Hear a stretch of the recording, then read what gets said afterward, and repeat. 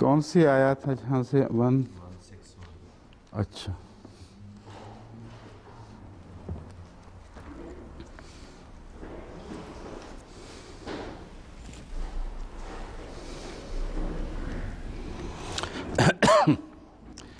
अऊज़ु बिल्लाहि मिनश शैतानिर रजीम, बिस्मिल्लाहिर रहमानिर रहीम।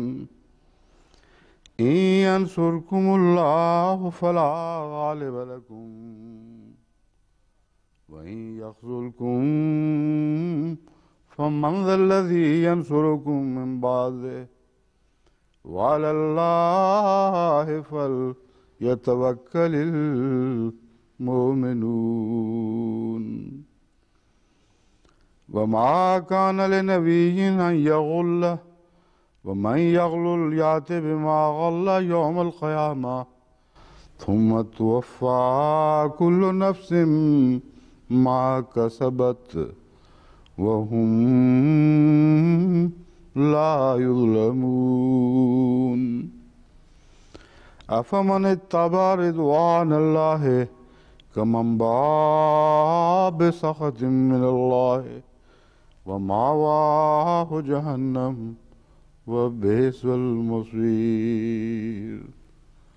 हुम दरजातुन इंदल्लाह वल्लाहु बसीरुम बिमा यामलून। अगर अल्लाह तुम्हारी मदद फरमाए, si Allah vous vient en aide, personne ne triomphera de vous.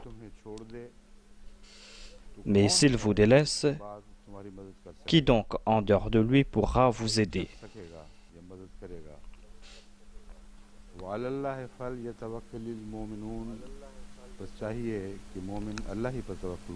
C'est en Allah donc que les croyants doivent faire confiance. Il est impossible pour un prophète d'agir malhonnêtement, et quiconque se conduit ainsi apportera avec lui sa tromperie au jour de la résurrection.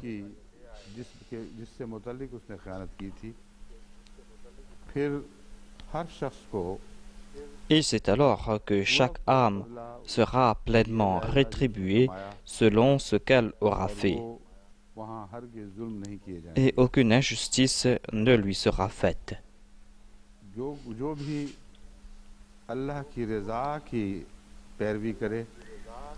Celui qui cherche à plaire à Allah est-il comme celui qui s'attire le courroux d'Allah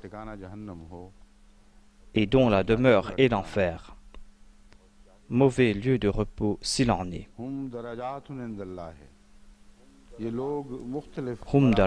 indallah, ils sont divers degrés de grâce auprès d'Allah,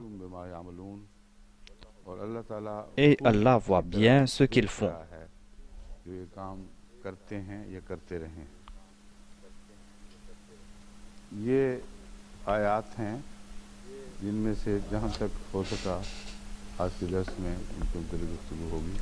Je vais commenter sur ces versets dans la mesure du possible aujourd'hui.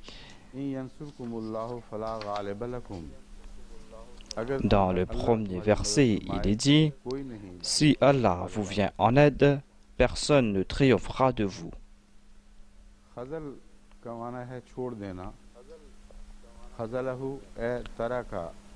Khazal signifie abandonner.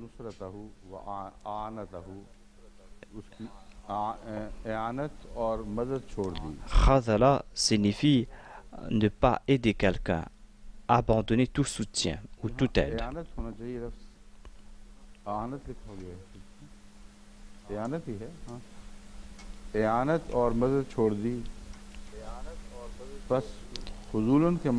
Khazala signifie abandonner tout soutien. Khudulan signifie abandonner toute aide et tout soutien. Voilà ce qu'a présenté Aqrabul Mawarid. Ensuite, il est dit qu'il y a ici le rejet de soutien, c'est-à-dire On s'est demandé ici si on peut agir ainsi. Et la réponse naturelle est claire et nette. Et dans la question même se trouve le rejet de ce soutien.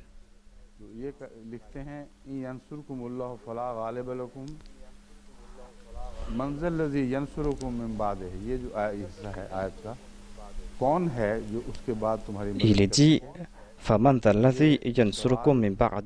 qui pourra vous venir en aide en dehors d'Allah. Ici, il n'y a pas une question, mais c'est une affirmation, à savoir que personne ne pourra vous venir en aide en dehors d'Allah.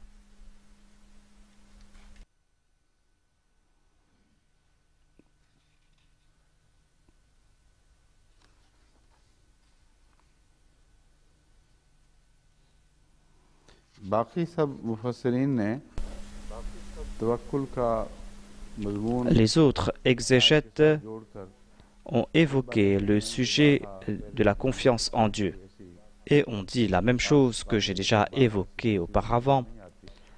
Il n'y a pas de point important que je dois mentionner à ce sujet. C'est pour cette raison que je vais mentionner d'autres points qui concernent ce verset. Et il y a aussi ces récits qui concernent la malhonnêteté que je veux mentionner ici.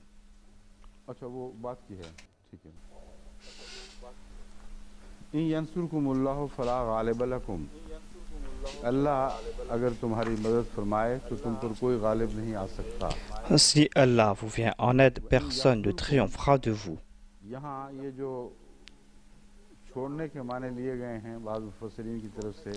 Ici, certains commentateurs ont présenté le terme délaissé ou abandonné, et cela veut dire, selon eux, abandonner toute aide.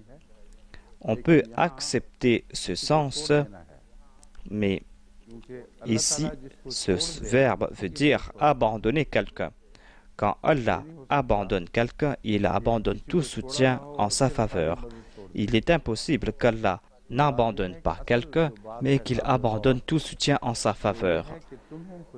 Il est dit ici que le point important est que Dieu ne vous a pas abandonné.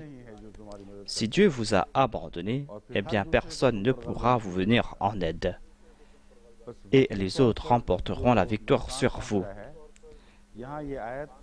Vous avez subi des pertes temporairement, et ce verset ici est en train de présenter un avertissement, mais ce verset donne aussi des bonnes nouvelles. C'est-à-dire, vous n'avez pas eu le soutien de Dieu à un moment donné, mais vous n'avez pas été abandonné par Dieu. Et quant à celui qui n'a pas été abandonné par Dieu, ne doit pas s'attrister. Cette partie du verset est soutenue par la dernière partie, où il est dit « Wa 'ala Allahi falyatawakkalil mu'minun ». C'est en Allah donc que les croyants doivent faire confiance. Les croyants doivent comprendre que Dieu ne va pas les abandonner. Car si Allah vous abandonne, eh bien personne ne pourra vous venir en aide. Ici, il y a le terme bardo qui a été utilisé. On utilise cette préposition aussi dans notre langue. Bard ne concerne pas uniquement le temps, mais a d'autres sens. Et lorsqu'on utilise le terme bard à propos d'Allah, cela ne concerne pas le temps, car il est impossible d'accepter de tel sens, car après Allah, il n'y a rien. Quand le Saint-Coran déclare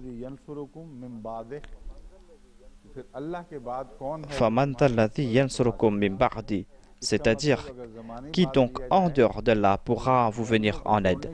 Si on accepte Ba'd comme adverbe de temps, ce ne sera plus une question d'abandonner Dieu, mais qu'il y a quelqu'un qui va venir après Dieu, c'est-à-dire Na'udhu billah min dhalik, il n'y aura personne après Allah.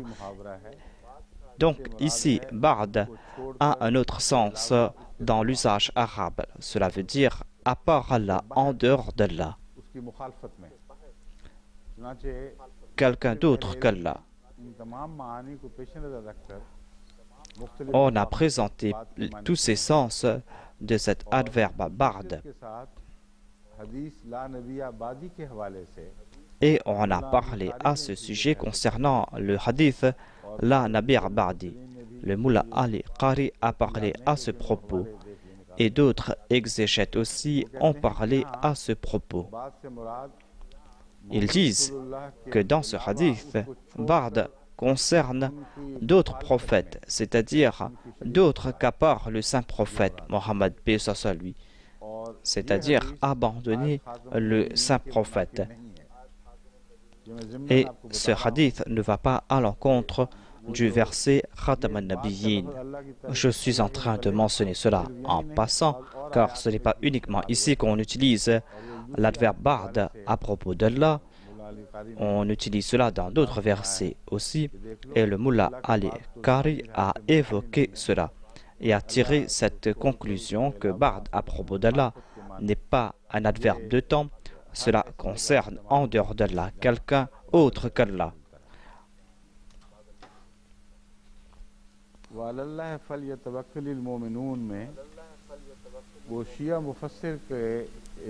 Et ce verset répond aussi aux accusations des commentateurs chiites.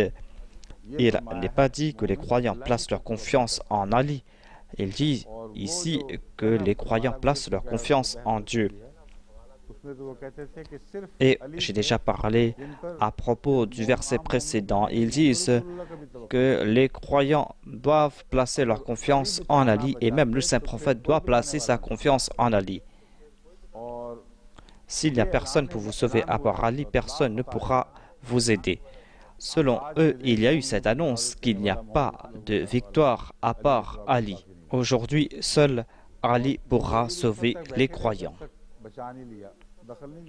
Et Gabriel ne faisait rien tant qu'Ali n'a pas agi, selon eux. Selon eux, l'ange Gabriel ne pouvait rien faire à l'époque. Il pouvait voir ce qui se passait avec le saint prophète.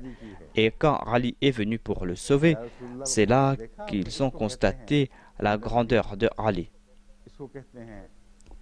Selon eux, c'est cela ce qu'on appelle la proximité ou la sympathie. Que faisait l'ange Gabriel selon eux lorsque tout cela se passait? Ces ulémas disent que lorsqu'on avait jeté le prophète Joseph dans le puits, leur concept de l'ange Gabriel est tout à fait étonnant. Ils pensent que les anges sont limités dans un endroit, tout comme un être humain ou un être physique est limité dans l'espace.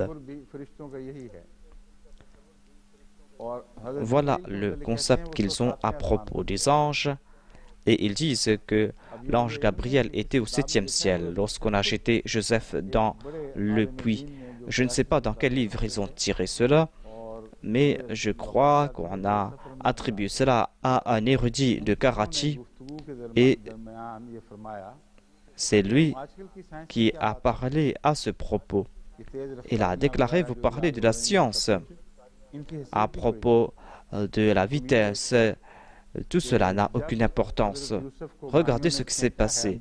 Lorsqu'on a jeté Joseph dans un puits, l'ange Gabriel, qui était au 7e ciel, et avant que Joseph ne touche le sol, Dieu lui a donné l'ordre et il est descendu et il a pris Joseph dans ses ailes et celui-ci n'a pas été blessé. L'ange Gabriel a eu les mêmes égards pour le prophète Jésus, mais il n'a pas eu les mêmes égards pour le saint prophète. Leurs concepts sont tout à fait farfelus, dénués de toute crainte de Dieu. Comme si Allah était incapable de faire quelque chose sans Hadrat Ali. L'ange Gabriel aussi ne pouvait rien faire comme Ali. Il voyait ce qui se passait, et lorsque tout s'est passé, c'est là que l'ange Gabriel est descendu, et c'était cela son égard selon eux. Mais Dieu est en train de rejeter toutes leurs explications. Allah déclare que c'est en Allah que les croyants doivent faire confiance. Si vous êtes croyant, vous devez placer votre confiance en Allah.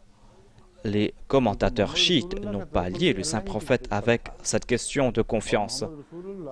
car le saint prophète plaçait sa confiance en Dieu. Le saint prophète ne plaçait pas sa confiance ni en les hommes ni en les anges. Il est question ici du soutien de Dieu. Et Dieu a mentionné cela à propos de la bataille de Badr.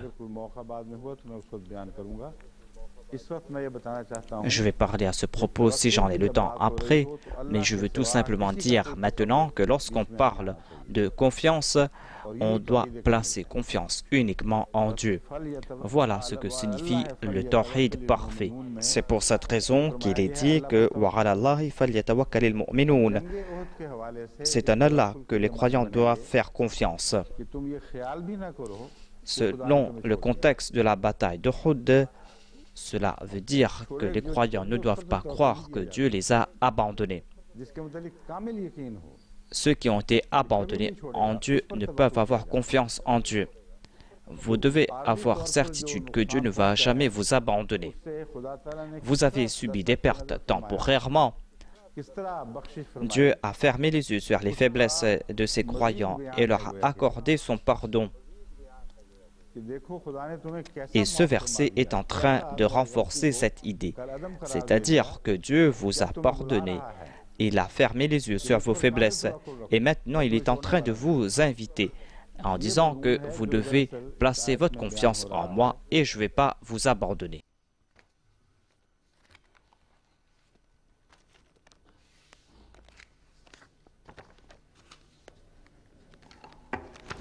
وما كان لنبي أن يغل ومن يغلل يأتي بما غل يوم القيامة ثم توفى كل نفس ما كسبت وهم لا يظلمون. किसी नबी के शायान शान नहीं कि वो खयानत करे और जो भी खयानत करेगा नबी तो कर ही नहीं सकता. Il est impossible pour un prophète d'agir malhonnêtement. Et quiconque se conduit ainsi, le prophète ne peut agir ainsi, mais quiconque se conduit ainsi apportera avec lui sa tromperie au jour de la résurrection. C'est alors que chaque âme sera pleinement rétribuée pour ce qu'elle aura fait, et aucune injustice ne lui sera faite. On doit comprendre le sens du verbe ralla, car on doit comprendre aussi que chaque verbe doit être compris selon le contexte. Un mot ne peut présenter à un endroit spécifique tous ses sens, et on ne peut appliquer non plus tous les sens d'un mot à toutes les situations. Par exemple, on dit que cela est descendu dans son cœur, que quelqu'un est descendu de la montagne.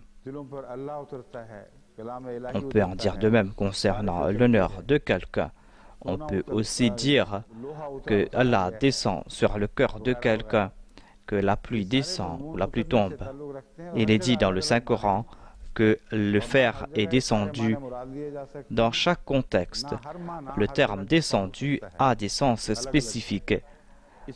Et on ne peut appliquer tous les sens en toute situation. C'est pour cette raison qu'on doit comprendre les différents sens du terme « ralla ». Quand on a utilisé le terme « ralla » à propos du prophète, on parle ici à propos de la grandeur de son statut. Lorsqu'on parle de ralla dans le contexte des autres êtres humains, on parle à propos de ralla selon leur statut. Mais le sens doit être le même, le sens que présente l'usage du Saint-Coran et la langue. L'usage doit soutenir les sens qu'on a présentés.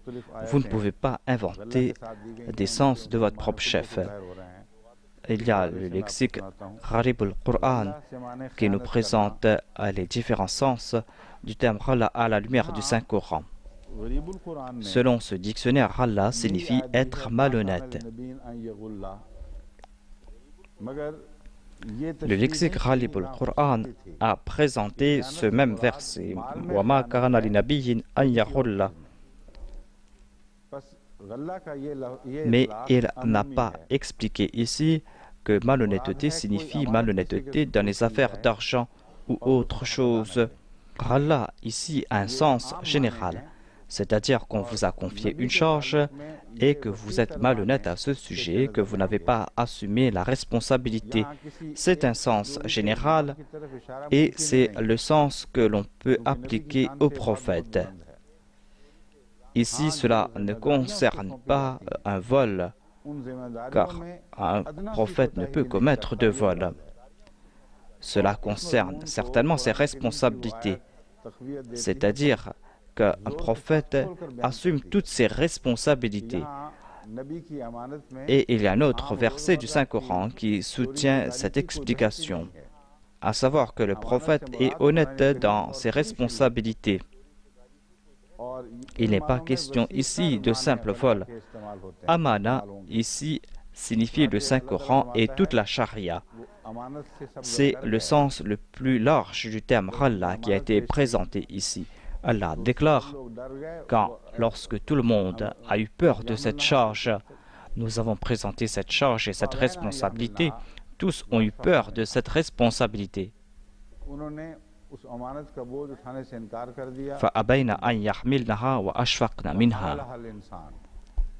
Ils ont refusé de porter cette responsabilité et ont eu peur de cette responsabilité. Et c'est là que l'homme parfait est venu et a porté cette charge. Lorsqu'il est dit à propos d'un prophète qu'il n'est pas malhonnête, cela concerne la responsabilité que Dieu lui a confiée. Et cela veut dire qu'il n'est pas malhonnête ni dans des choses insignifiantes, ni dans des choses importantes. Quelle que soit la situation, quelle que soit la dureté de l'épreuve, quand Dieu lui a confié une charge, il ne sera jamais malhonnête à ce sujet. Et cela concerne tous les prophètes. Cela ne concerne pas uniquement le saint prophète Mohammed Mustafa sallallahu alayhi wa sallam. Car il est dit ici, les nabiyyin.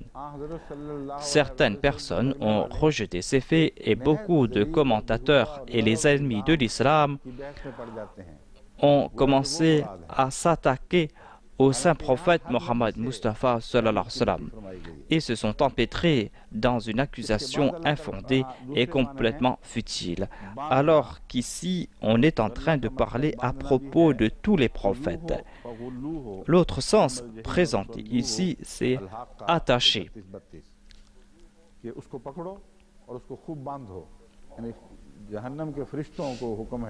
On a cité un autre verset du Saint-Coran où il est dit qu'il faut l'attraper et l'attacher. C'est un ordre qu'on va donner aux anges de l'enfer qui vont attraper les coupables et qui vont les attraper. Et que ces coupables seront jetés en enfer après avoir été attachés. Rilun signifie aussi une hostilité secrète. Dans le Saint-Coran, il est dit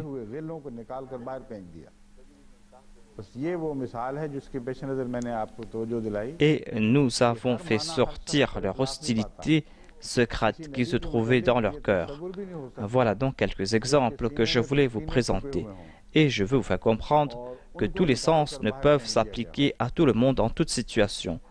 Il est impossible qu'un prophète ait de l'hostilité à l'égard de quelqu'un et que Dieu fasse sortir cette hostilité ou cette animosité. Ce sens de ril ne peut s'appliquer à un prophète. Ril dans le sens d'acrimonie ne peuvent s'appliquer à un prophète. La rancœur à l'égard de quelqu'un est quelque chose d'insignifiant ici. Ce sont des personnes infâmes qui ont de la rancœur à l'égard des autres. C'est pour cette raison qu'on ne peut accepter ce sens de ril à un prophète, c'est-à-dire qu'un prophète ne peut avoir de rancœur. Rôle dans le pluriel et Arlal signifie le joug qu'on place sur les épaules. Et ce sens ne peut s'appliquer ici. Cela peut s'appliquer à des personnes inférieures, mais cela ne peut s'appliquer à un prophète. On n'a même pas le droit de mentionner ce sens ici à l'égard des prophètes. Cela a aussi le sens d'avarice.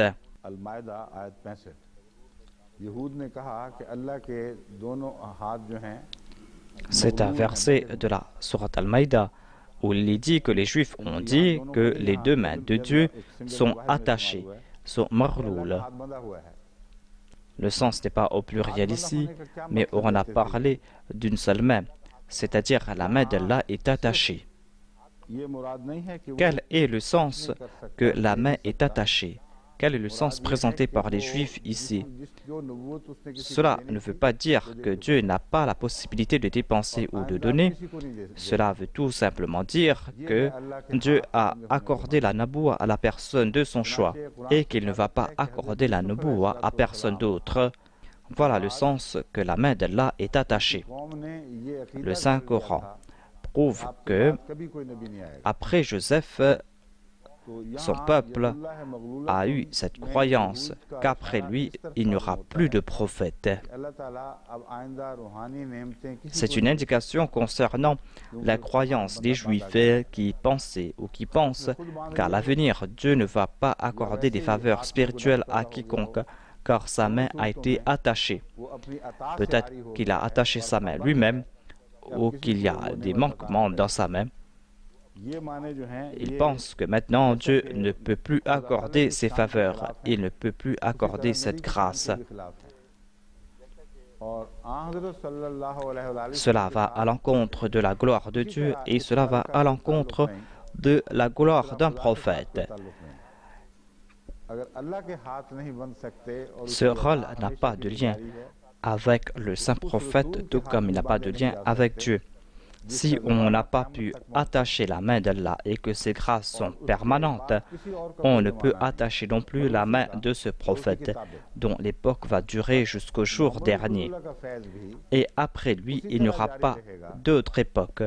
Tous ceux qui vont venir après lui vont devoir le suivre. Les faveurs du saint prophète vont continuer, tout comme les faveurs de Dieu sont permanentes et perpétuelles. Car par son entremise, Dieu a accordé ses faveurs permanentes.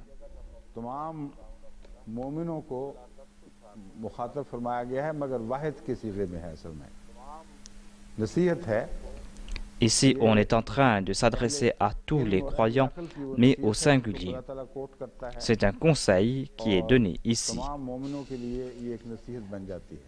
Un conseil que Dieu a évoqué et qui s'applique à tous les croyants.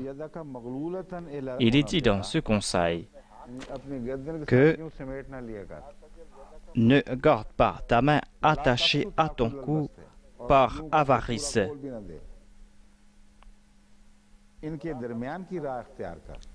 Voilà, tabsutta kolal basati, et ne l'étends pas non plus hors de mesure.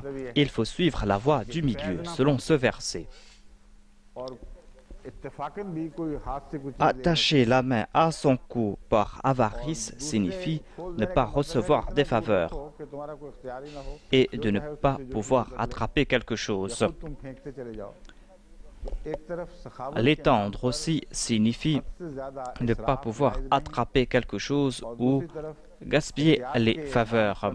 On ne doit pas faire des dépenses exagérées au nom de la générosité et on ne doit pas non plus faire preuve d'avarice au nom du précaution et priver ainsi les autres des faveurs que l'on possède. Ces actions sont interdites. Le Saint-Coran a présenté tous ces usages. Mais je veux ajouter un autre point ici. Des fois, on présente un même mot, mais qui a des sens contraires. Ici, il est dit que l'on doit attacher sa main à son cou dans le sens de l'avarice. Mais ailleurs, le Saint-Coran a présenté cela dans le sens des faveurs spirituelles. Les gens ne prennent pas en considération ce sens. Il y a le miracle du prophète Moïse, et il a été dit à propos du prophète Moïse qu'il doit placer sa main à l'intérieur de sa poche ou sur sa poitrine ou sous son bras. Il y a plusieurs sens qui a été présenté et lorsqu'il va faire sortir sa main sera éclairée. Les gens se contentent du miracle physique alors qu'il y a d'autres sens. Cela veut dire que ceux qui vont se rapprocher du prophète, quant à ceux qui vont soutenir les prophètes, ses compagnons, tous ceux qui vont se cramponner au prophète seront éclairés et vont profiter de la lumière du prophète, vont profiter de ses faveurs. Dans un endroit où on a présenté cette analogie pour nous faire comprendre l'avarice, et cette même analogie est présentée ailleurs à propos du prophète, et cela concerne ici les faveurs qu'a reçues ce prophète. On parle ici de la proximité du prophète, à la proximité du prophète qui accorde la lumière. Et s'éloigner du prophète, c'est tomber dans les ténèbres.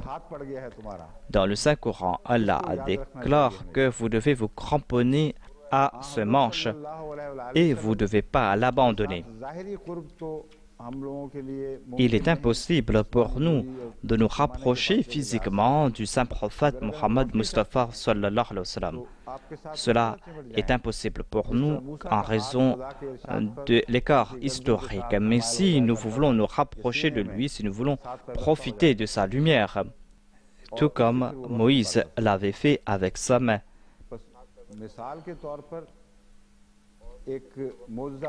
c'est ainsi que ses compagnons ont profité de sa lumière. Il y a eu certainement un miracle, mais on ne peut pas rejeter l'autre sens, c'est-à-dire qu'il n'y avait plus de lumière dans ce peuple moribond. Et ce peuple va recevoir cette lumière grâce à Moïse, et c'est Moïse qui allait les éclairer. Là-bas, il fut question de dons, et ici, il est question de perte, et on a présenté les mêmes analogies.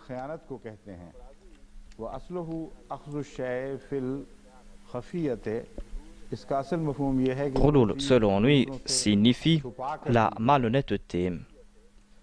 Le sens premier est que l'on cache quelque chose de quelqu'un.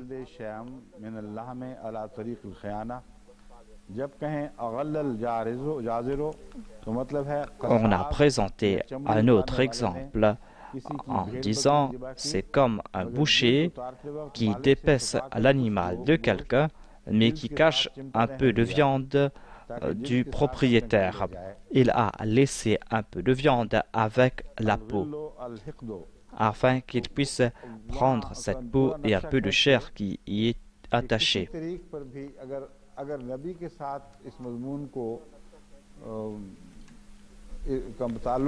Si on applique cela à un prophète, cela veut dire qu'un prophète n'est pas malhonnête à aucun point.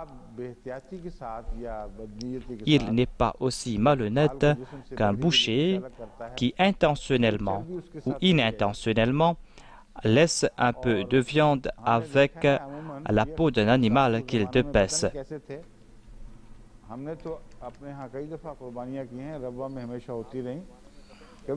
ne sait pas comment agissaient les bouchers de l'époque, mais nous avons fait égorger des animaux à Rabwa.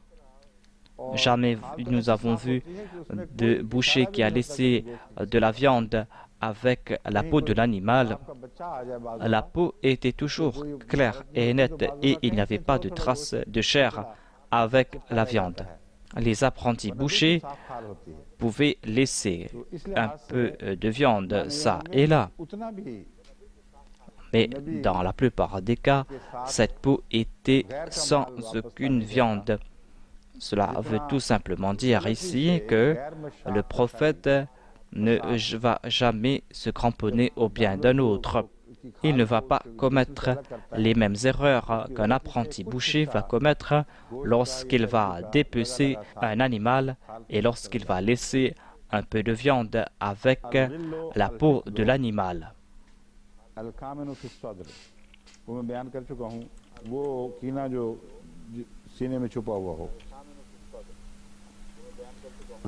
J'ai déjà présenté ce sens. Cela concerne la rancœur que l'on a et que l'on cache en son cœur. Rilala signifie les sous-vêtements.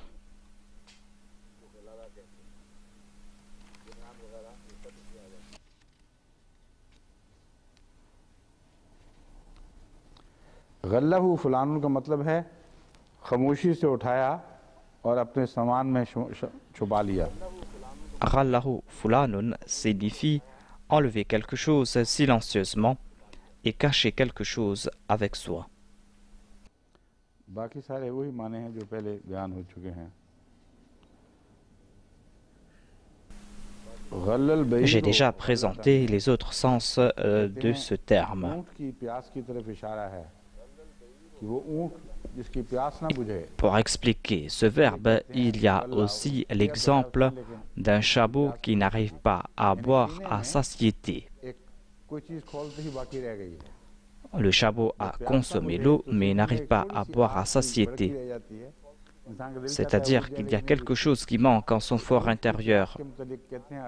Lorsqu'on ne boit pas à satiété, on désire boire davantage. Les Arabes utilisent ce terme en disant que lorsque le chameau veut boire davantage, on utilise le terme ghalla. जिसका जिक्र यहाँ चला कि किसी नबी के लिए मुमकिन ही नहीं है कि उस अमानत। Ici, on parle d'une situation générale, c'est-à-dire qu'il est impossible pour un prophète d'être malhonnête concernant la charge que Dieu lui a confiée. Pourquoi a-t-on mentionné cela dans le contexte de la bataille d'Uhud? Les exégètes disent que ici, ce verset a été révélé après la bataille de Badr, quand un infâme a accusé le saint prophète Mohammed Mustafa sallallahu alayhi wa sallam d'avoir volé un drap rouge fait de soie. Dans certains rapports, on dit que c'était un manteau de soie rouge. Les orientalistes ont repris ces rapports et ces récits et ont présenté cela comme un tapis de Damas de couleur rouge. À savoir que le saint prophète Mohammed Mustafa sallallahu alayhi wa sallam a pris cet objet. Les commentateurs ont été influencés par ces récits et essaye de présenter le contexte de la révélation de ce verset en disant que ce verset concerne la bataille de Badr. S'il en est ainsi, pourquoi ce verset est-il lié avec les événements de la bataille d'Uhud? Et il cherche des prétextes et invente des histoires farfelues et disent qu'il y avait ceux qui avaient abandonné leur poste et ils se sont souvenus de cet incident, à savoir qu'on avait accusé le saint prophète de vol. Et ils se sont souvenus d'un autre point, à savoir qu'à une occasion, le saint prophète Mohammed lui avait envoyé une expédition et en leur absence, il y a eu une bataille et on ne leur a pas accordé la part du butin, le butin qu'avaient reçu les soldats. Et ils ont eu des doutes à ce sujet. Ils se sont dit, attention qu'on perd notre part du butin et que le saint prophète nous dise que vous étiez sur le mont et que vous n'allez pas recevoir votre part du butin. Les orientalistes ont démontré leur rancœur et ont présenté ce terme Ralla et ont aimé ce terme Ralla. Voyez comment ils ont fait sortir leur rancune et leur rancœur. Tout d'abord, je veux commenter à propos de cette histoire farfelue.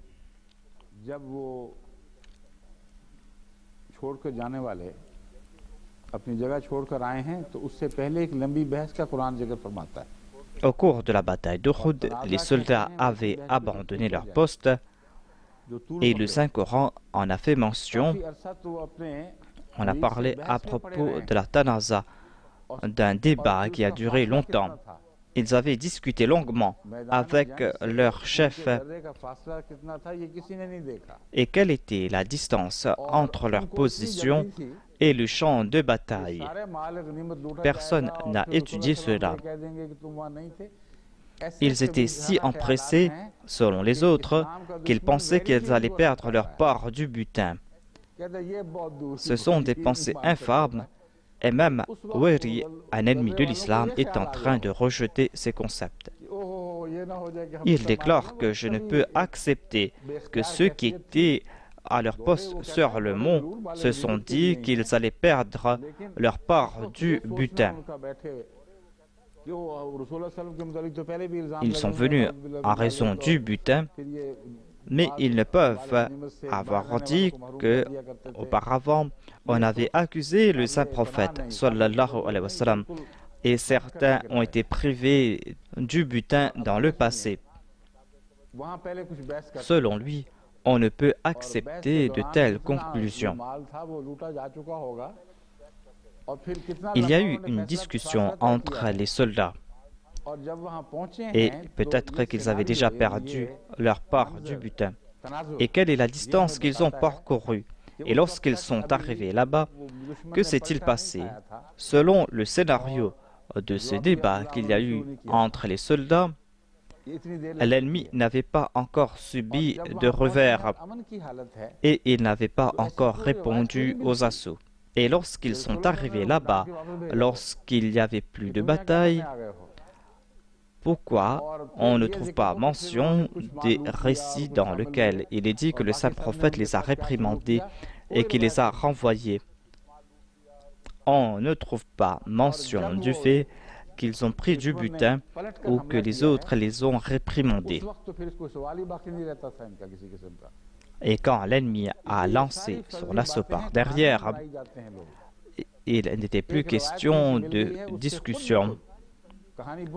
Ce sont des histoires qu'on a inventées de toutes pièces. On a trouvé un récit et de ce récit, on a inventé toute une histoire en proposant des hypothèses. Lorsque le Saint-Coran présente un fait à propos de quelqu'un, il présente ce fait selon le contexte, selon le statut de la personne, afin que cela s'applique à la situation, cela s'applique à la personne concernée. Ici, on a utilisé le terme nabiyan, c'est-à-dire tous les prophètes. Il n'est pas question uniquement ici du saint prophète. On n'est pas en train de défendre uniquement le saint prophète, mais tous les prophètes de Dieu.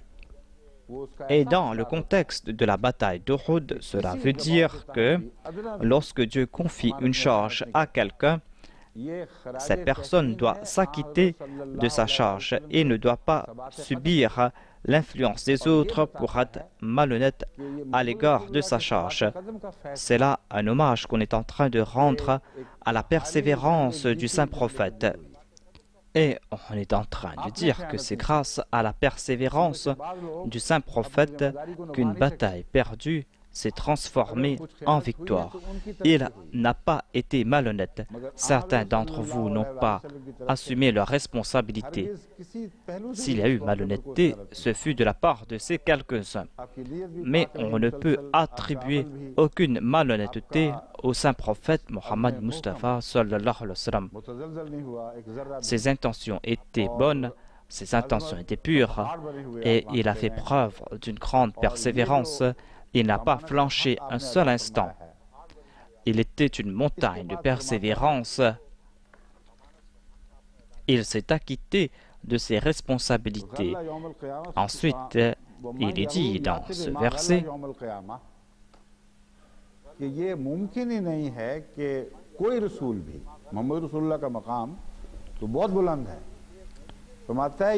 il est impossible qu'un prophète, et cela est impossible pour le saint prophète aussi, le plus grand des prophètes, il est impossible qu'un prophète ignore ce qui va se passer avec lui au jour de la résurrection. Les prophètes craignent le plus le règlement des comptes. Et cela était encore plus clair à propos du saint prophète, sallallahu alayhi wa sallam. Ils ont tout le temps en tête le fait qu'ils doivent rendre compte à Dieu. À chaque instant au cours de leur vie, les prophètes ont cela en tête. Et c'est cela le sens de la taqwa. Il est dit ici qu'il est impossible de croire qu'un prophète puisse être malhonnête, car Allah confie ses charges à ces personnes qui méritent ces charges. Et ici, on annonce l'innocence de tous les prophètes. M. Wéry ou ses compagnons essayent de tirer ses conclusions du Saint-Coran, que sauf Jésus-Christ, tous les prophètes étaient des pécheurs. Ce verset est en train de rejeter ce concept, car si un prophète est malhonnête, cela va aller à l'encontre de la charge qui lui est confiée. Et cette amana, cette charge est très vaste. Cela concerne toutes les interdictions de sa charia, tous les commandements de la charia qu'il apporte. Lorsqu'un prophète vient de la part de Dieu et qu'il respecte ses engagements et qu'il est toujours obéissant, on le qualifie d'Al-Amin. Et tous les prophètes sont exempts de cet art. On peut citer un autre prophète ici. C'est le prophète Adam alayhi salam. On peut se dire pourquoi le prophète Adam s'est-il tourné vers l'arbre interdit. S'il était honnête et qu'aucun prophète n'a été malhonnête concernant ses charges, pourquoi le prophète Adam a-t-il agi ainsi? En ce qui concerne les erreurs, cela ne va pas à l'encontre de leur pureté et de leur modestie. La malhonnêteté est liée avec l'intention. Le Saint-Coran déclare « Walam najid lahu azma ». Nous avons pardonné le prophète Adam, et ce n'est pas sans raison. Adam n'a pas commis cette faute intentionnellement. Il a commis cette faute par méprise. Dans certains cas, on pense accomplir une bonne œuvre, on pense qu'on va accomplir une bonne action, mais après cela, on comprend que ce n'était pas une bonne œuvre. On ne peut pas qualifier cette personne de malhonnête, mais cette personne a quand même commis une faute. Si on commet une faute en toute honnêteté, on va toujours ressentir des remords. Si vous êtes parti en chasse et que vous avez tiré sur quelqu'un en croyant que c'était votre proie, cela s'est passé. Il y a de tels accidents, surtout aux États-Unis d'Amérique. On pense tirer sur un cerf alors qu'on a tiré sur un homme. Lorsque ces cas sont présentés aux tribunaux, ces personnes sont innocentées et on ne présente pas non plus ces cas comme un cas d'homicide. Sauf dans le cas où on a pu prouver que cette personne a commis cette action intentionnellement. Lorsqu'on commet un péché intentionnellement et par mégarde, on sera quand même attrapé. Mais celui qui est attrapé va s'en lamenter tout le temps, même s'il a été châtié temporairement. Si c'est une personne de bonne nature, cette personne va avoir des remords et va se repentir.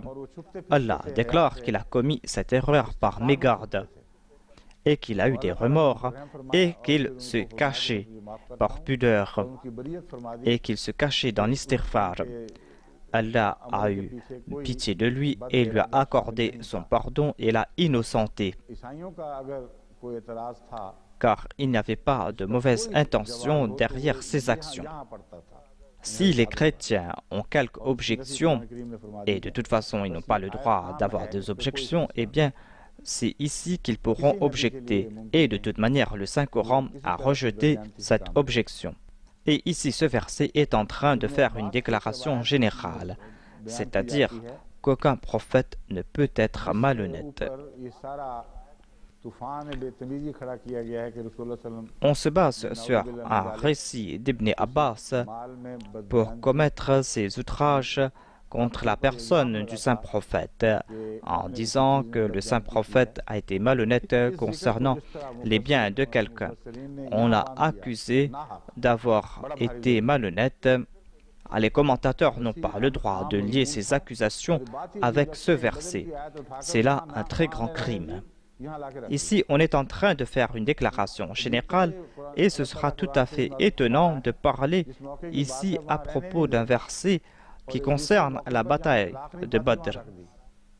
Il est tout à fait étonnant que Dieu n'évoque pas ce verset dans ce contexte, mais le place dans une autre situation, dans un contexte contraire, et qu'on applique ce verset à ceux qui ont quitté leur poste, et qu'on dit que ces personnes ont certainement cru que le saint prophète avait commis cette faute dans le passé. On ne peut accepter de tels concepts farfelus. Et ce n'est pas la peine de méditer à ce sujet. Mais puisque les ennemis ont porté ces accusations, c'est pour cette raison qu'on doit éclaircir cette question. Ils disent que ce verset a été révélé concernant un drap rouge qui a été perdu au cours de la bataille de Badr et que c'est un récit d'Ibn Abbas. On pense que c'était le saint prophète qui avait pris ce drap rouge et que c'est là que ce verset a été révélé. Ce rapport se trouve dans Tirmidhi, Kitab al-Tafsir. Et l'imam Tirmidhi a dit que ce hadith est Hassan Gharib ou Ghair Marfou. Et on n'a même pas évoqué le nom de Ibn Abbas. Et on dit que c'est un certain Hussein qui a rapporté ce hadith. On dit qu'on ne doit pas accepter ce hadith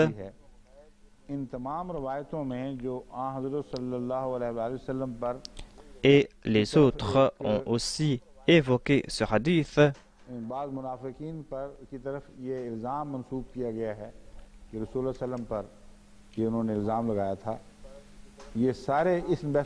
C'était une accusation portée par certains hypocrites qui disaient que le saint prophète avait pris ce drap. Mais tous les commentateurs se sont empêtrés dans cette question et se sont dit que certainement cela a affecté quelqu'un et que quelqu'un a pu dire que le saint prophète n'est pas honnête. Il y a le tafsir Qummi des chiites. Ce tafsir nous présente un autre récit à propos de ce récit. Il est dit dans ce tafsir qu'une personne est passée voir le saint prophète sallallahu alayhi wa sallam, et lui a dit que quelqu'un a volé ce drap. Après avoir accepté qu'il y a eu ce vol, on est en train de présenter un autre récit, c'est-à-dire que cet incident a eu lieu et qu'on a attrapé le voleur.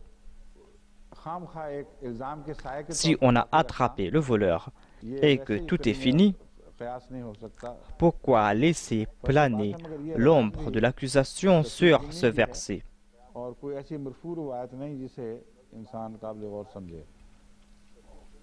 C'est un récit cité dans le Tafsir Qummi et ce n'est pas la peine de méditer à ce sujet. Et c'est un récit très détaillé. On dit que le saint prophète a envoyé quelqu'un pour aller voir où était caché ce drap et on a fait sortir ce drap. Mais il est étonnant de constater que les autres commentateurs qui ont parlé à ce sujet ne connaissent rien de ce récit. En tout cas, ils ont fait des efforts ici afin de mettre fin à ce débat. Il y a un autre récit dans lequel il est dit que ce sont les hypocrites qui ont porté ces accusations.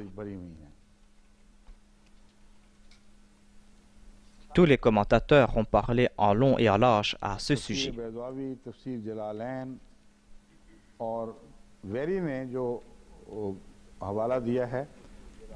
Baydawi, Jalalain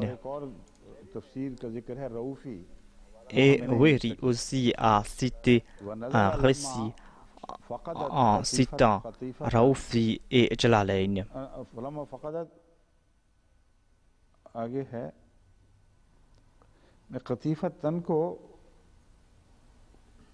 कतीफतुन लिखा हुआ है, फाइल इसका फकदा के वो होगी, हाँ तो फकदत है तो वही होगा, ठीक है। वह नजर लम्मा फकदत कतीफतुन, जब वो चादर कतीफा उस चादर को कहते हैं जो बदन पर ओढ़ ली जाती है, Il est dit que lorsqu'on a perdu ce drap ou ce manteau qu'on place sur le corps, lorsqu'on a perdu ce manteau,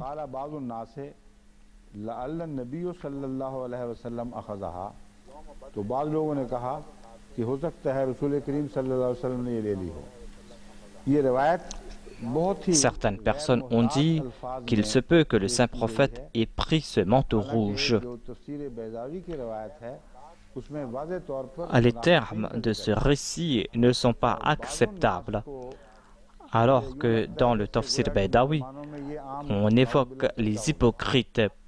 Ici, on dit Bardenas, que certaines personnes, comme s'il y avait des musulmans qui avaient dit ceci.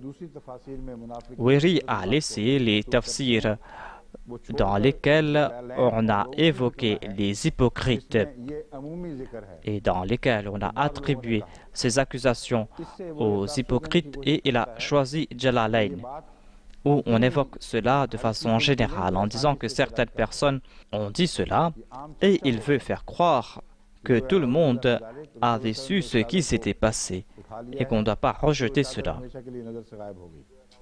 Na'udhu billah min dhalik, le saint prophète, paix soit lui, avait pris ce manteau et ce manteau a disparu.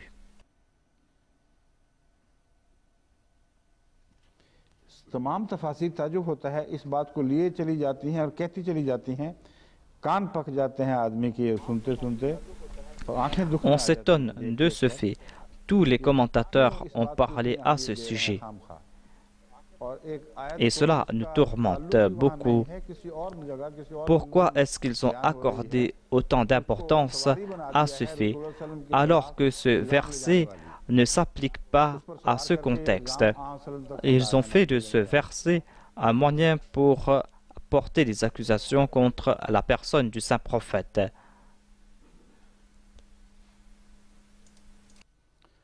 अच्छा, एक तफसीर रुहुल मानी में लिखा हुआ है, ये आयत तीर अंदाजों के इस खदशा को दूर करने के लिए कि शायद हमें हिस्सा न मिले. Dans le tafsir Ruh al-Mu'ani, il est dit que ce verset a été révélé à propos de ces archers qui pensaient ne pas recevoir une part du butin. Comment Dieu a-t-il pu révéler ces versets afin de dissiper les appréhensions de ces archers? Et cela ne fera que renforcer les doutes qu'on a eus à propos du saint prophète, alors que ces archers n'avaient pas eu de telles appréhensions.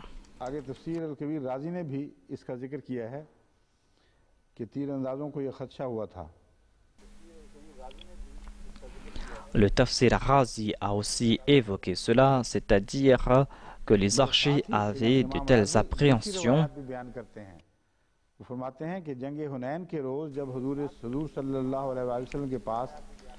Mais l'imam Razi présente d'autres récits où il est dit qu'au cours de la bataille de Hunayn, lorsque on avait présenté les butins au saint prophète, quelqu'un avait pris une aiguille et c'est là que ce verset a été révélé.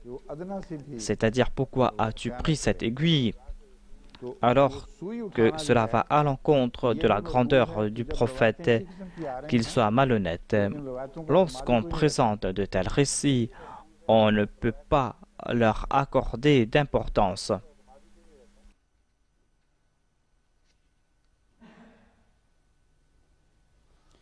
इमाम राजी सिर्फ इतना ज़रूर लिखते हैं कि ये नफ़ी अगर ये उस इल्ज़ाम से ताल्लुक़ है तो मुबालगा के हद तक. L'imam Razi écrit aussi que si cela concerne cette accusation, eh bien certainement on a exagéré à ce sujet. Quel est le sens de l'exagération? Peut-être qu'il voulait dire que Dieu a lié tous les prophètes ensemble et a fait cette exagération, à savoir que si cela va à l'encontre d'un simple prophète, cela va certainement à l'encontre de la grandeur du saint prophète. Si ce verset concerne une accusation quelconque, eh bien, on est en train de dissiper cette accusation. Voilà le sens présenté par l'imam Razi. C'est peut-être l'explication la plus plausible. Dans ce contexte, c'est la même négation qu'on a utilisée ailleurs, où il est dit « Ma kana lillahi an yattakhidha waladan ».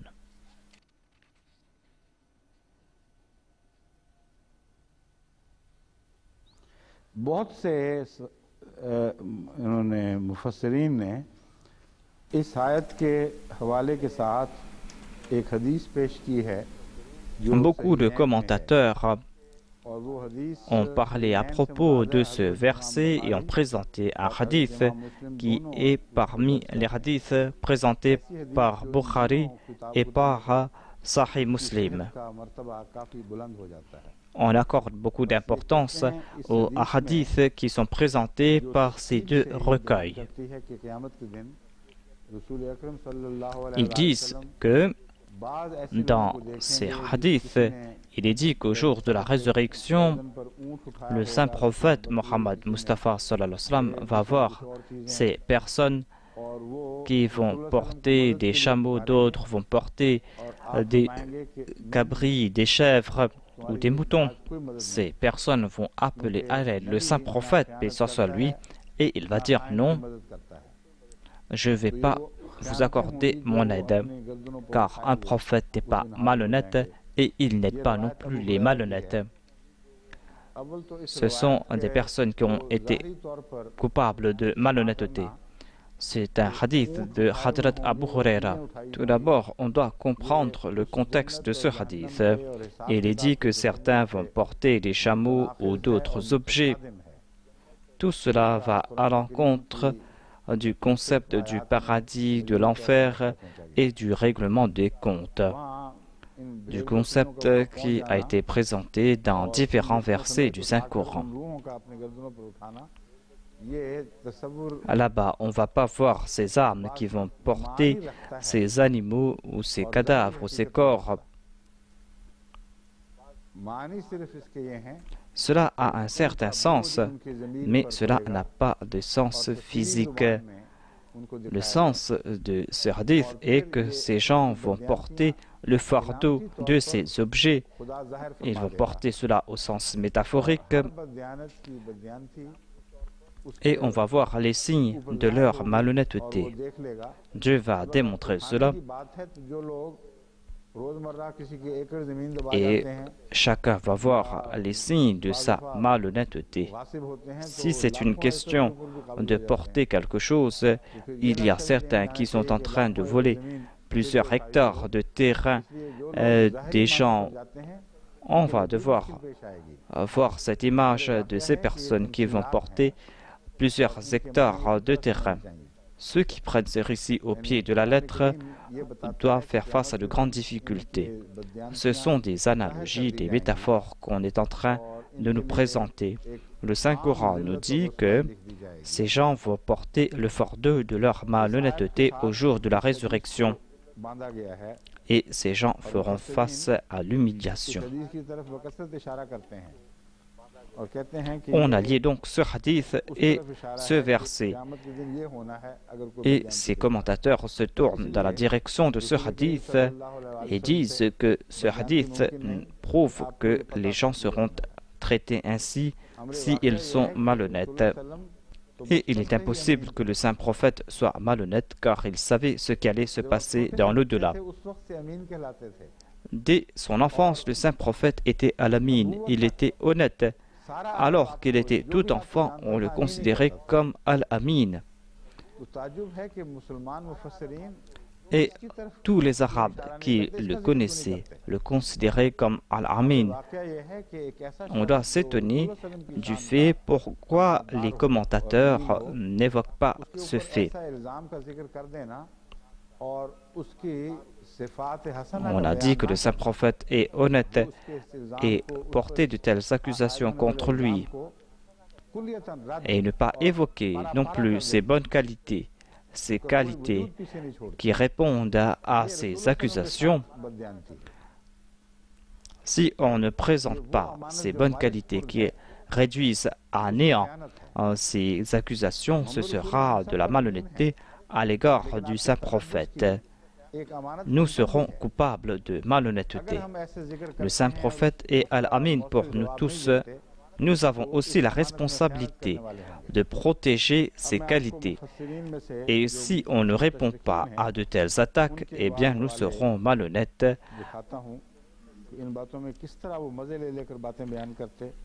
Je vais présenter quelques références de certains de ces orientalistes qui tirent un grand plaisir de ces récits.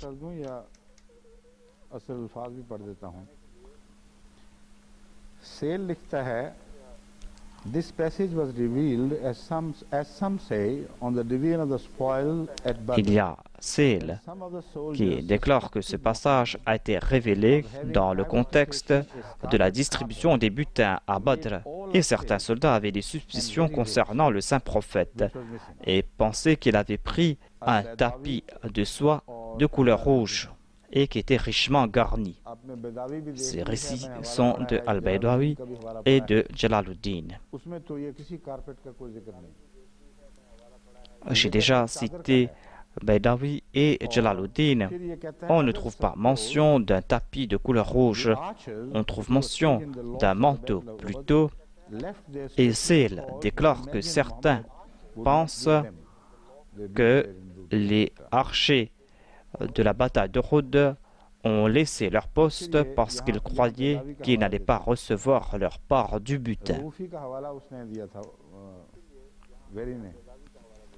Et il a cité ici Al-Baydawi. Weri avait cité Urufi. Monsieur Bell écrit, selon les traditions, on a accusé Mohammed d'avoir caché pour lui-même un manteau qui était parmi les butins de Badr. Cela est plus proche de la traduction, à savoir qu'il avait pris ce manteau pour lui.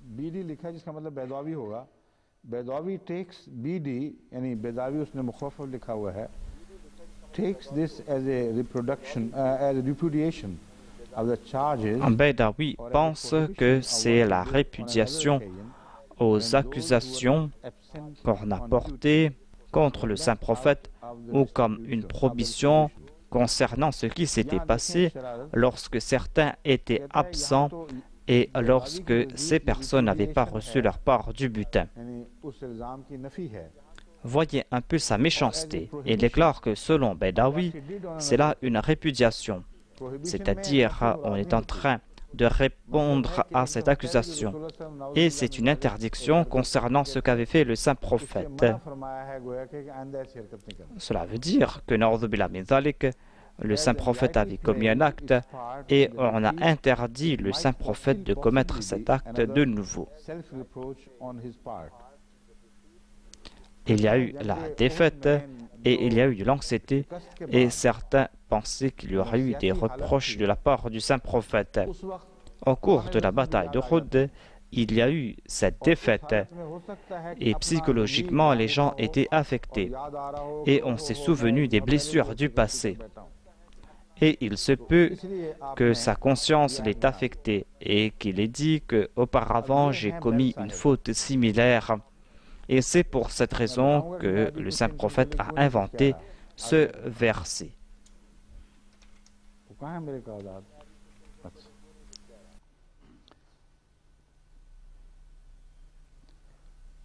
Watt Sahib लिखते हैं, Montgomery Watt, 162. In the context of the dishonesty which is mentioned here, fraudulent. Monsieur Montgomery Watt écrit que dans le contexte de la malhonnêteté qui a été évoquée ici, on a accusé Mohammed d'avoir été injuste dans certains cas.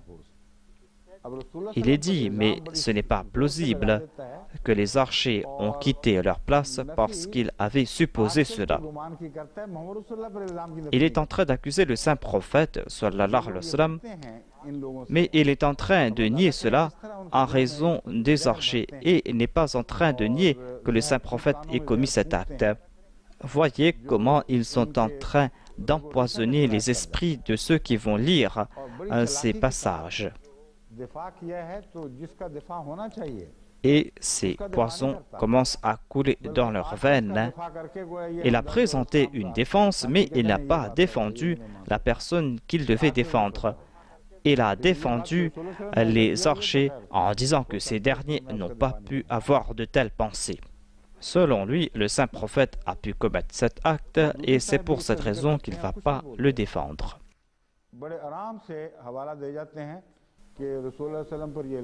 M. Mordoudi a présenté cela, mais ne dit rien. Il cite cette référence en disant qu'on avait accusé le saint prophète de ce vol et il n'ajoute rien. M. Rodwell déclare à ce sujet que Ralla signifie agir malhonnêtement et que ce n'est pas le prophète qui va agir frauduleusement. On dit que Mohammed avait pris une partie du butin en secret. Lui aussi a évoqué cette accusation portée contre le saint prophète.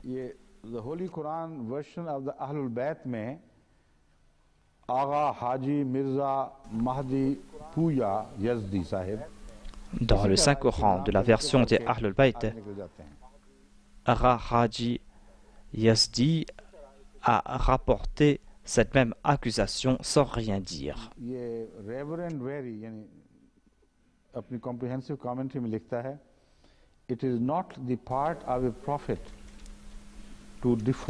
Le révérend Weri traduit ce verset en disant que ce n'est pas un prophète que d'agir d'une manière frauduleuse. Voilà sa traduction du verset « Wa ma kana li nabiyyin ». M. Sale cite Baydawi et Jalaluddin et déclare que ce verset a été révélé après la distribution des butins, lorsque certains soldats pensaient que le saint prophète avait pris un tapis rouge fait de soie. Certains pensent que les archers, qui étaient la cause de la défaite au cours de la bataille de Uhud, avaient laissé leur poste parce qu'ils pensaient que Mohammed n'allait pas leur accorder leur part du butin, parce que selon un autre rapport, une fois Mohammed avait envoyé des avant-coureurs et ils se sont attaqués à l'ennemi et avaient pris du butin et il a accordé ce butin à ceux qui étaient avec lui au cours de la bataille et n'a pas accordé une part du butin aux éclaireurs. Je ne vais pas traduire cela, mais il est en train de répéter ces mêmes accusations farfelues. Il a attribué cela à Sale et a amplifié cela en disant que c'était un tapis rouge de grande valeur et qu'on dit que le saint prophète avait pris ce tapis pour lui, qu'il avait usurpé cela. Et il indique aussi le fait que les archers avaient pris la fuite parce qu'ils savaient que le saint prophète n'était pas digne de confiance et que s'ils étaient en retard, ils n'auraient pas reçu leur part du butin. Et on ne mentionne pas ce qui a été mentionné ici dans le Saint-Coran. S'il y a eu dispute, pourquoi est-ce qu'on a changé de contexte? On trouve ces récits, à savoir qu'il y avait cette conversation. Il y avait des disputes entre les archers et Abdullah. Le Saint-Coran a présenté cela. L'histoire aussi a présenté ces faits. Mais on ne trouve pas d'indication lors de cette discussion que ces archers ont eu des soupçons concernant le saint prophète. Ces historiens savent très bien cela et c'est en toute connaissance de cause qu'ils essayent de porter atteinte à l'honneur du saint prophète et essayent de ternir son image et tirent plaisir de ces incidents. Et les exégètes musulmans ne disent rien à ce propos. M.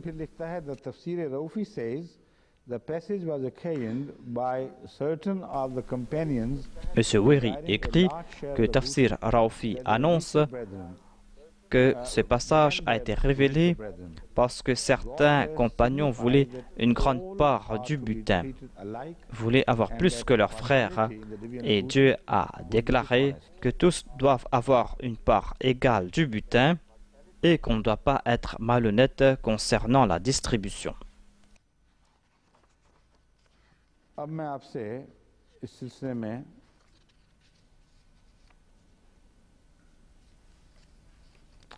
कुछ और गुफ्तगू करूँगा। जिस रसूल पर ये इस तरह इशारतन इल्ज़ाम लगा रहे हैं, उसका एक ऐसा किरदार है जो नबूवत से पहले का Voyez ces accusations qu'on est en train de porter contre ce prophète. और उस किरदार को Mais voyez comment ce prophète s'est comporté avant d'être choisi comme prophète et après être choisi comme prophète. On est en train de rejeter ces traits de caractère et ne pas mentionner ces traits de caractère est une grande malhonnêteté. Et ces gens vont porter ce fardeau au jour de la résurrection. On accuse le saint prophète d'être malhonnête, mais ils ne comprennent pas que lorsqu'ils prononcent ces paroles, ils sont malhonnêtes. Ils sont en train de s'attaquer à cette personne pure et ne sont pas en train de défendre le saint prophète alors qu'ils savent très bien ce qui s'est passé. Même la personne la moins intelligente ne va accepter de telles accusations, ne va jamais accepter qu'on doit perdre du temps à réfléchir sur de telles accusations.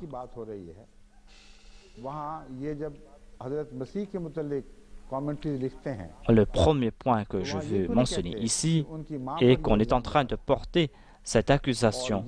Et on écrit aussi des commentaires concernant Jésus-Christ. Pourquoi ne disent pas-ils qu'on a aussi accusé la mère de Jésus-Christ? Les Juifs ont accusé la mère de Marie. Et pourquoi ne citent-ils pas les historiens chrétiens qui ont soutenu ces accusations? Aujourd'hui, on est en train de publier de nouveaux ouvrages à ce sujet. Il y a un prêtre de la Nouvelle-Zélande qui a écrit un livre à ce sujet et qui a soutenu ces accusations qui sont portées contre Jésus-Christ. Si quelqu'un évoque ces accusations, mais ne les rejette pas et ne défend pas ces personnes, ce sera le comble de l'indécence. Ces personnes qui portent ces accusations sont malhonnêtes, car le Saint-Coran nous fait comprendre que lorsqu'on accuse les pieux, on doit défendre ces personnes. Il est dit que nous avons maudit les Juifs parce qu'ils ont calomnié la mère de Marie. Alors qu'il a été dit à propos de cette femme, la mère de Jésus-Christ était Siddiqa. Et vous dites, vous, qu'elle était impure. Et nous disons qu'elle possédait un grand statut parmi les femmes véridiques. Voilà le comportement du Saint-Coran concernant ces pieux personnages. Si le Saint-Coran n'avait pas adopté cette méthode, les musulmans n'auraient pas pu répondre à ces accusations. Les musulmans n'ont pas pu le faire parce qu'on ne connaît pas comment s'est comportée Marie. On ne connaît pas comment s'est comportée Marie tout au long de sa vie. Ici, c'est le peuple qui est en train de l'accuser, le peuple parmi lequel elle a vécu. Lorsqu'elle a pris son enfant avec elle, le peuple l'a accusé. Et ils ne l'ont pas fait parce qu'ils étaient l'ennemi du prophète, car Jésus-Christ n'avait pas encore été choisi comme prophète. Le peuple tout entier était en train de l'accuser. Pourquoi est-ce que ces commentateurs ne mentionnent pas cela? Si l'islam n'avait pas innocenté Marie, aucun musulman n'aurait pas eu de raison pour croire que Marie est innocente, car le résultat va contre la nature.